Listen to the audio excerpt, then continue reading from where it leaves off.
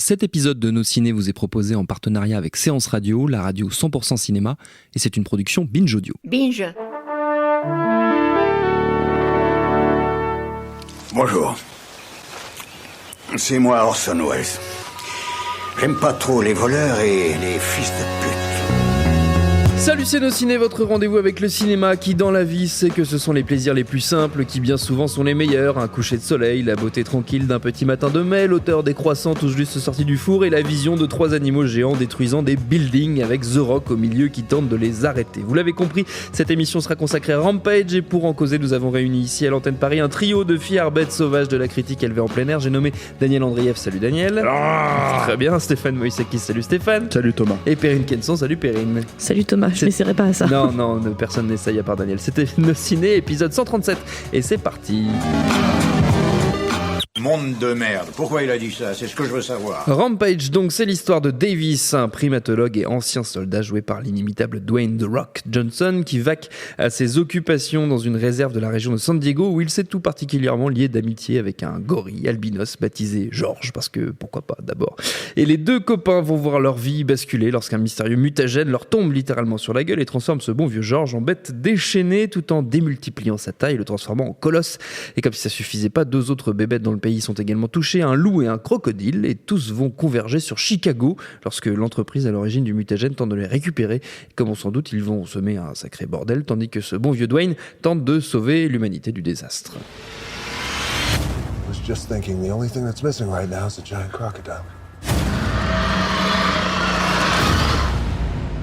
Et tout ça est réalisé par Brad Payton, à qui on doit les mémorables San Andreas et Voyage au centre de la Terre 2, l'île mystérieuse. J'ignorais l'existence de ce film. C'est toujours avec The Rock qui partage ici l'affiche avec Naomi Harris, Jeffrey Dean Morgan ou encore Malin Ackerman. Je précise que le film est très librement adapté de la série de jeux vidéo Rampage qui existe depuis les années 80. Très librement. Votre avis, très fidèle. C'est très fidèle. Votre avis sur tout ça, les amis? Tiens, Perrine.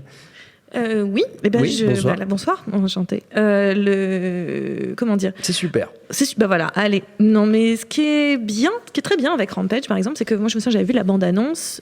Comme beaucoup de gens, je regarde des bandes annonces.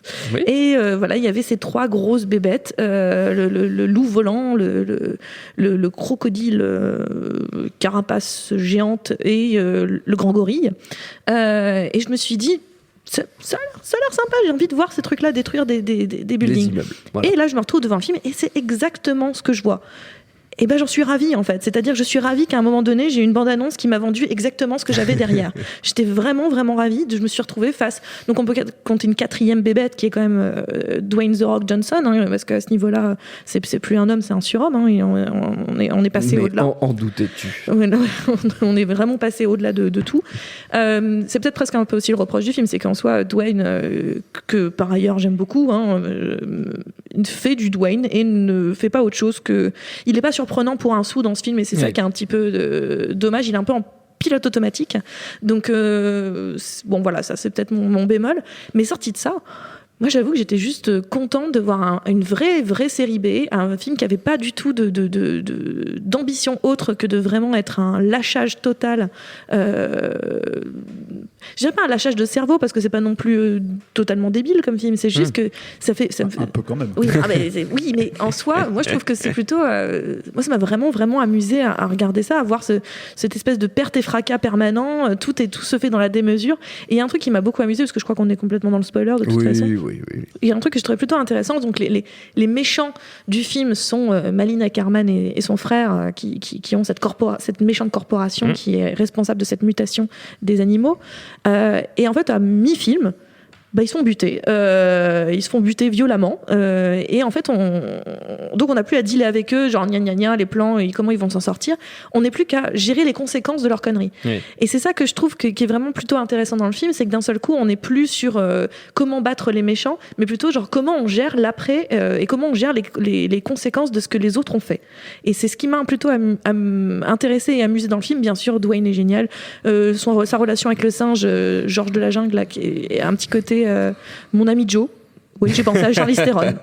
J'ai pensé à mon ami Joe. Donc, moi, ça m'a bien amusé. Donc voilà, j'ai bien aimé plutôt cette partie. on gère d'un seul coup quand les méchants ne sont plus là, qu'on a réglé le problème des méchants, qu'est-ce qu'on fait avec les conséquences de ce qu'ils ont provoqué en fait. C'est ça qui m'intéressait. Daniel. Je vais dire, j'ai un grand regret dans la vie, c'est que je ne m'intéresse pas au catch autant que je le devrais. Ouais. Parce que je crois que c'est un pan de civilisation qui aurait dû m'intéresser. J'ai jamais été dans l'ambiance C'est pas normal. avec les gens qu'il faudrait, mais je suis toujours ouvert et si vous avez, Je cherche des amis pour partager ça. pour comprendre le catch. Et là, grosso modo, c'est un 2-on-2. Dwayne Johnson, un gros singe, contre un loup géant et un crocodile mastoc.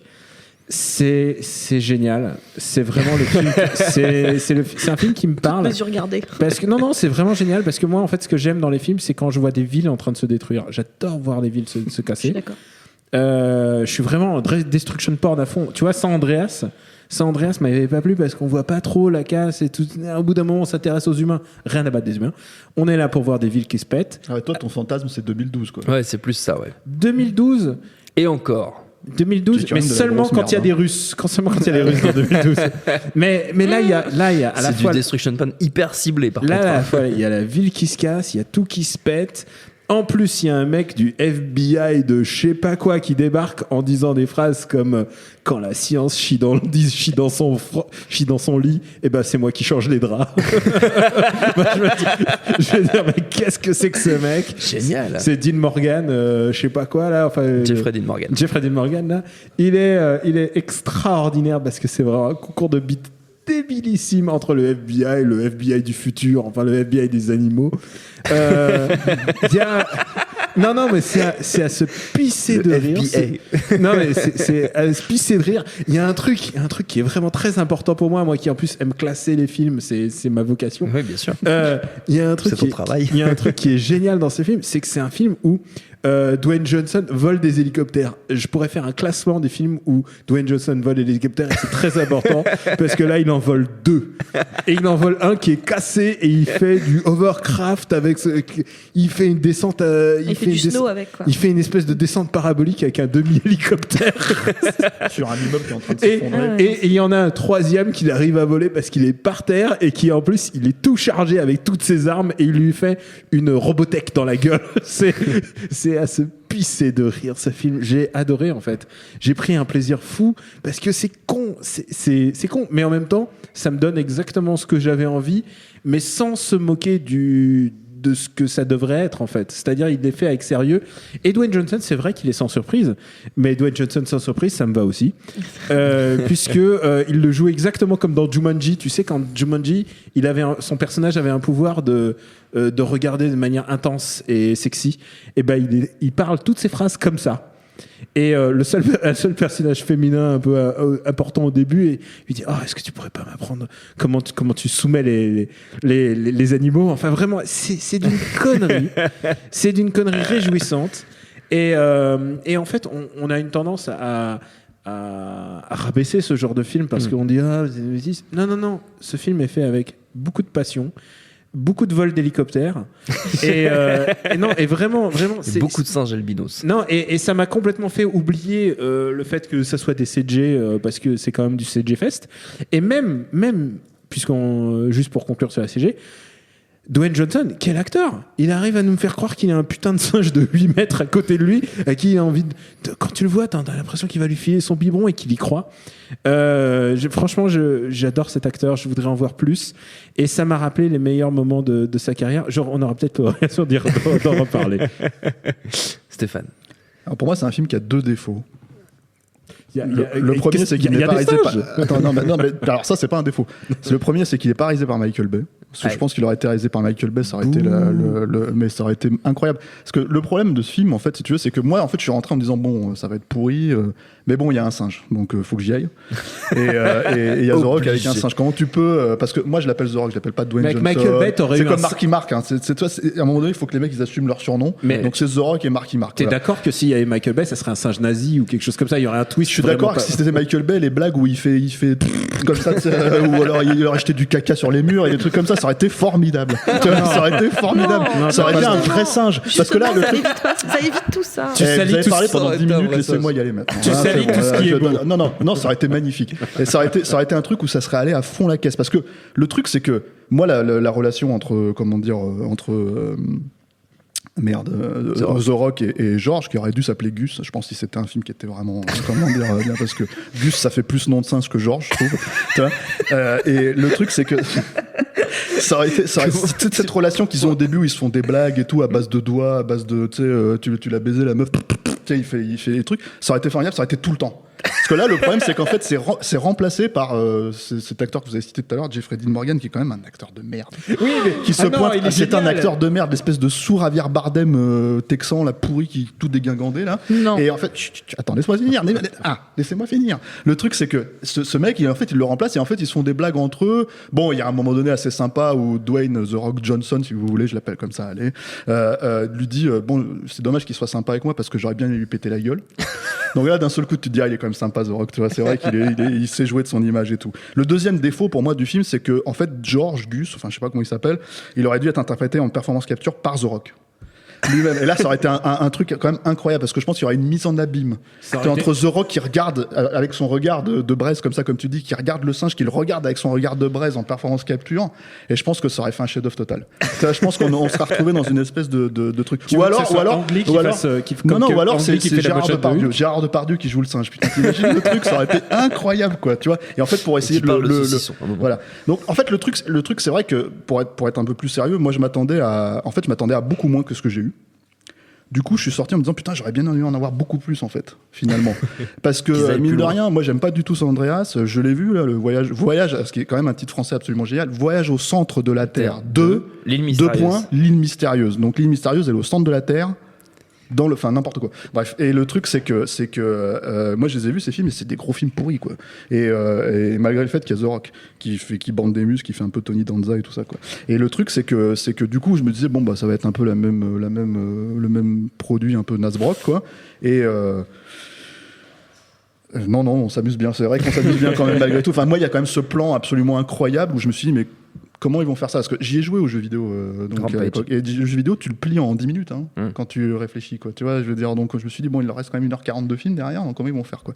Mais t'as quand même ce plan où t'as le crocodile géant qui monte et le plan, il est dantesque, quoi. Il est littéralement dantesque. C'est-à-dire, tu vois le crocodile géant, tu sais même pas comment ça marche. En fait, il est en train de grimper un building comme ça, et tu fais, mais. Tu sais, tu regardes le plan, et en fait, c'est tellement absurde que t'es obligé de prendre ton pied, quoi, tu vois. Et le truc, en fait, c'est que donc tu te retrouves effectivement dans une absurdité totale générale, en fait, qui est assez réjouissante, mais qui avec un Michael Bay aurait pu aller quand même beaucoup plus loin dans la dégénérescence hollywoodienne totale. Ça sera ton regret sur le film. Ça sera pour Rampage 2. Il y a quand même un truc, en fait, dans ces adaptations aussi de jeux vidéo qui est quand même assez dingue, en fait, parce que tu vas pas me contredire là-dessus. Je veux dire, le truc, c'est que... Dit-il à Daniel Andreev. Dit à Daniel Andreev, évidemment, puisqu'il a joué, il connaît le jeu aussi. Tu te retrouves quand même... Parce que moi pas. Tu l'avais fait? Non. Bah C'était par principe. Ça se trouve, elle fait des méga scores à King of Monsters. Elle est en train d'y jouer sur son iPhone, là, en fait. Je vous écoute plus. Mais le truc, c'est que en fait, il y a un référencement direct au jeu. La scène dont on parlait Perrine tout à l'heure, en fait, qui est la scène où ils avalent la méchante, là, c'est quand même en fait une des morts les plus dantesques aussi de méchants qu'on a pu voir au cinéma, parce que elle renvoie un peu, moi je trouve, à la scène de Jurassic World qui était toute pourrie, et tu te demandais pourquoi les mecs ils s'acharnaient sur la pauvre nounou, la stagiaire. Sauf que là, c'est une scène où c'est un peu plus légitime parce que c'est la salope du film, quoi. Tu vois, c'est la méchante, quoi, et tout. Et en fait, t'as ce moment-là où ils lui font bouffer un espèce de sérum, mais pour le faire bouffer au singe, comme ça, le singe redevient gentil, tu vois, et on lui enlève son agressivité. Et ça, c'était dans le jeu. C'est-à-dire qu'en fait, dans le jeu, dans le jeu, en fait, ton personnage, il regagnait de la vie en mangeant les nanas qui étaient habillées en rouge. Et en fait, ils ont refait le truc. Ça me rappelle aussi dans Battleship, en fait. Tu te rappelles de Battleship? Génial. Donc l'adaptation de l'adaptation de la bataille navale, qui était pour moi une merde sans nom. Meilleure idée. Personne ne peut faire Michael Bay à la place de Michael Bay. Sauf qu'en fait, t'as ce moment complètement absurde où les extraterrestres envoient des bombes sur les bateaux. Et en fait, les bombes, ils ont la forme du plot. Quand tu joues à la bataille navale, ce qui est complète. Tu sais, si tu dis, c'est le seul truc d'IP qu'on a, qu'on peut à peu près caler dans le film pour que ça fasse penser au truc, donc on le fait. Et là, c'est la même chose avec Rampage, tu vois. Donc voilà. Je t'ai dit que The Rock était dans le film. Et il est quand même vachement bien. Il a un lance-grenade à un moment donné, tu vois. Non, mais attends, à un moment, il a un hélico. Il a un hélico ultra chargé. Et il dit j'aimerais bien péter la gueule. C'est dommage que je puisse pas péter la gueule. Enfin, voilà, quoi, tu vois. Je veux dire, et moi, je trouve largement mieux que dans Jumanji, hein. Largement, quoi. Mais non, pour moi, il est tout pareil. Mais justement, c'est génial parce que c'est un festival Dwayne Johnson. Et à ce niveau-là, tu peux pas être déçu si t'aimes bien Dwayne Johnson quand même à la base. Et qui n'aime pas Dwayne Johnson, enfin. Il y a des monstres partout, tu sais. Enfin, c'est tout, il y a des monstres. Mais celui-là est vraiment. Le film est voilà. Ce que vous disiez, je suis d'accord avec vous deux. Donc, ce qui est vraiment super, c'est que c'est fait avec une telle sincérité. Ça se prend jamais pour meilleur que ce que c'est. À aucun moment. Ça ne dit qu'il est plus malin que toi, le film, jamais. Et ça fait tellement de plaisir à un moment donné, quoi, qu'on se dise pas, c'est plus. Oui, c'est rare que ça soit premier degré à ce point-là. On va se faire insulter avec cette émission. C'est sûr, les mecs vont aller voir le film, ils vont croire que c'est le Citizen Kane des films de singes, tu vois. Et les mecs, ils vont pas comprendre, ils vont faire, mais qu'est-ce qu'ils vont faire? Tout le monde sait que c'est Greystock, le Citizen Kane des films de singes. Mais il y a une vraie question qui se pose, c'est quel est le futur pour Dwayne Johnson, puisqu'il a battu littéralement Godzilla à main nue, là. Il a battu. Jusqu'où ira-t-il? Il y a encore cet été, il se bat contre un immeuble tout entier. Oui. Le remake de Die Hard. Le remake de Die Hard. Le Die Hard dans un immeuble, quoi. Ils sont arrivés, ils sont venus. Tu vois. Alors ça sera comme Die Hard, mais dans un immeuble. Et en plus, vu qu'en plus il a une jambe en moins, Dwayne Johnson dans son rôle, on peut penser que c'est son Ciao Pantin un peu à lui. Donc son Ciao Pantin, c'est Pen and Gain. Pen and Gain, chef-d'œuvre total, et il aurait dû avoir l'Oscar pour ce film. Quel horrible film. Un film atroce. Un film qui n'aurait pas dû être formidable, chef-d'œuvre. Je pense que tous ceux qui aiment ce film, la grande œuvre de Michael Bay. Oh là là. Ah non. Tu penses que tous ceux qui aiment ce film, quoi, Andreev? Il s'appelle Moïse Akis. Et la mère de Michael Bay. Qui s'appelle peut-être Moïse Akis, on ne sait pas. Pour conclure, on reste. C'est ton frère d'une autre mère, Michael Bay, un petit peu. On reste fidèle à nos bonnes habitudes en envoyant une petite salve de recommandations à destination de nos auditeurs. On peut rester dans le domaine du film de monstres géants ou dans le domaine de films avec The Rock, mais vous faites comme vous voulez, Stéphane. Moi, j'en ai plein. Ouais, j'ai plein de recos. Le film avec les singes. Grave. Alors déjà, si vous aimez, il y a encore mieux que les films avec les singes, c'est les films avec les mecs déguisés en singes. Ça, c'est quand même le meilleur gag de l'histoire du cinéma. Donc moi, je vous conseille un fauteuil pour deux. Par exemple, un fauteuil pour deux. Mais alors, il y a le proto un fauteuil pour deux, parce que c'est John Landis, un fauteuil pour deux. Il y a Schlock, son tout premier film, dans lequel il joue un singe, et c'est en hommage à la scène d'ouverture de 2001, je ne déconne pas. Et en fait, il joue un singe en fait, qui s'échappe, enfin c'est un singe, comment dire... mutant, non, un singe préhistorique, qui se réveille en fait dans la Californie des années 70, parce que c'est un film tout cheap des années 70, et en fait le gag absolu, c'est qu'en fait c'est John Landis qui interprète le singe, et qui se retrouve en fait dans plein de situations, il fait le con... où il se retrouve à danser en boîte de nuit, ou alors il tombe, enfin en fait en gros si tu veux il tombe sur une aveugle en fait qu'il confond avec son chien, donc lui, et c'est irracontable en fait, c'est formidable. Donc ça c'est ma première reco. Ma deuxième reco c'est Congo. Ma 18e reco. Congo qui est quand même au singe au film de singe ce que Jurassic Park était aux dinosaures, tu vois. Pardon. Donc voilà. Non mais je voulais avoir une réaction. Attention, il y a des mots et c'est incroyable, c'est la liste de Schindler du film de singe. C'est quand même incroyable, quoi. C'est un truc où en fait les mecs, il y a un génocide de singes à la fin, c'est horrible et tout. Tu vois, t'as les larmes aux yeux, et en même temps à côté de ça, c'est un film complètement dingue avec un singe qui parle, qui boit des martinis, qui fume le cigare et tout. Enfin, c'est chef-d'œuvre. Et puis évidemment, parce qu'il faut citer Clint Eastwood. Il faut citer Clint Eastwood, contractuellement obligé de citer Clint Eastwood, et qu'il a quand même fait un très grand film, le plus grand buddy movie de l'histoire du cinéma, avec un homme et un singe, c'est-à-dire Doux, dur et dingue. Tu vois, donc c'est Clint Eastwood en fait qui est un espèce de chanteur de country sympa et tout ça, etc., qui est pote avec un singe qui est un orang-outan qui s'appelle Clyde. Ils font plein de conneries ensemble et ils combattent des néo-nazis. Chef-d'œuvre. Dans l'Amérique des années 70, middle, tu vois, etc., avec de la country en fond et tout, chef-d'œuvre total. Et là, pour le coup, Clint Eastwood fait le singe aussi, parce que c'est un peu le problème de Rampage, c'est que The Rock il fait pas assez le singe. Tu vois, il fait un peu trop le mal alpha et tout. J'aurais préféré qu'il soit un peu plus, tu vois, voilà quoi, du genre du Andy Serkis, quoi. Tu vois, du truc un peu. Voilà. Donc 3 chefs-d'œuvre, je pense qu'on peut D'accord. le dire comme ça. Ouais, 3 c'est pas recos, ça mal. va, je peux ne plus avoir de recos après pour les Non, prochaines. t'auras quand même d'accord. des recos pour les prochaines. Daniel. Je suis content qu'il ait enfin sorti un bon film de Clint Eastwood. Alors, écoute, j'ai pensé à un film et je pense que j'ai déjà prononcé son nom lors d'une émission de bilan, mais il y a au moins 2 ans. Possible. Et je pense qu'il faut en reparler. Shin Godzilla. Shin Godzilla, on en un avait déjà parlé, grand film effectivement. de destruction de ville. Puisque Hideaki Anno, donc quand même l'inventeur d'Evangelion, quand même, s'est attelé à faire un Godzilla moderne. Et en même temps, c'est un film où le plus grand méchant, c'est la bureaucratie, puisque c'est des batailles de photocopieuses et des réunions et genre, en fait, il y a vraiment que 10 minutes où ça se bastonne vraiment. Mais par contre, ces 10 minutes de baston sont vraiment dantesques, puisque d'abord, on voit quand même la gare de Kanda à Tokyo qui se fait complètement atomiser. Tokyo qui se fait dégommer, et en même temps l'espèce d'alliance de trains qui sont un peu les singes de Shin Godzilla finalement, pour rester dans la filiation de la avec thématique de Stéphane. et en même temps je suis quand même un joueur de jeux vidéo et j'aurais mauvaise foi de recommander Rampage, mais King of Monsters de SNK, un grand classique du jeu de destruction de ville.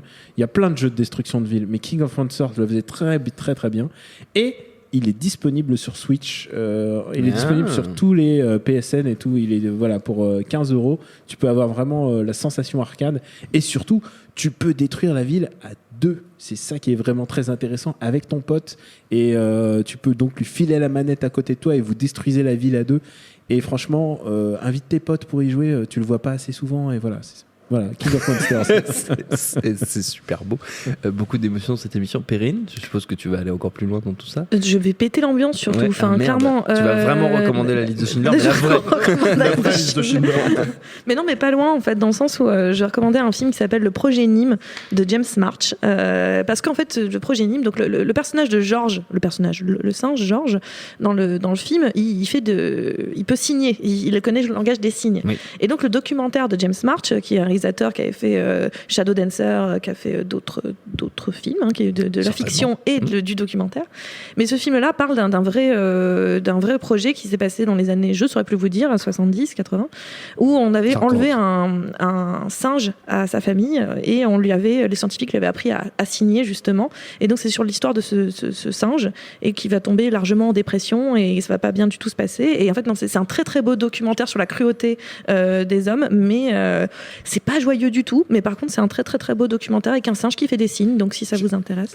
Stéphane est en larmes. Je voudrais Stéphane le choix de pleure. Sophie version C'est singe. extrêmement triste. Je peux pas qu'une émission si Génial. joyeuse se termine sur un truc aussi triste. Je comprends. Tu vas recommander Gorille dans la brume? Non, Fast and Furious 7, le meilleur film Ok. de super-héros de tous les temps, puisque Dwayne Johnson, qui n'y est pas vraiment tant que ça, il est à l'hôpital, Ouais. et à un moment, il dit à sa fille Daddy's got to go to work, et là, il fait exploser son plâtre de l'intérieur. Littéralement la seule scène marrante du film. Et après, qu'est-ce qu'il fait? Il vole un hélicoptère.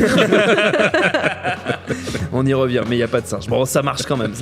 Merci à tous les trois. Ouais, Notre il y a temps des est épisodes, écoulé. ouais. Merci à Quentin, à la technique, à l'antenne Paris pour l'accueil. Rendez-vous sur binge.audio, le site de notre réseau de podcast Binge Audio, pour retrouver toutes nos émissions et le programme des prochaines. En attendant, on vous dit à très vite. Binge. Et tout de suite, un message de notre partenaire Séance Radio. J'adore mon boulot. Vous êtes la crème de l'aristocratie française. Vous avez compris ce que je vous ai dit? Oui, cancer du poumon, inopérable. Next épisode, c'est le nouveau rendez-vous 100% série de Séance Radio avec Charline Roux et son équipe. On ferait mieux de rebrousser chemin, les gars. J'ai fait du mal. J'ai compromis des missions. Des policiers français, on peut les acheter, pas les tuer. Next épisode, le mardi à 19h sur Séance Radio, est disponible sur toutes les applications podcast.